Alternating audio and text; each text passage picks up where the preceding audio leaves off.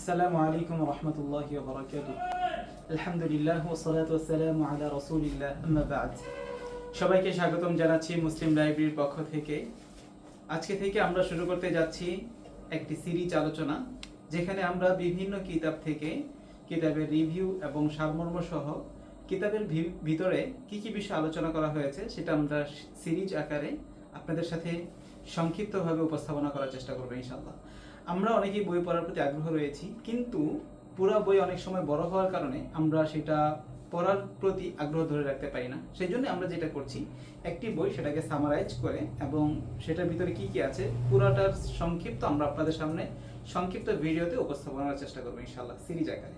তো এখন থেকে আমরা যেটা শুরু করতে যাচ্ছি, আমার হাতে একটি বই আছে, আপনারা দেখতে পাচ্ছেন। এই বইটির নাম হচ্ছে সাহাবাই কেরাম রিদওয়ানুহুম আজমাইনের, অর্থাৎ সাহাবাই কেরামের ঈমানদীপ্ত জীবনী, যেটা ডক্টর আব্দুর রহমান পাশা রাহিমাহুল্লাহ তিনি লিখেছেন। এটা অনুবাদ করেছেন মাওলানা মাসুদুর রহমান এবং প্রকাশিত হয়েছে রাহনুমা প্রকাশনী থেকে।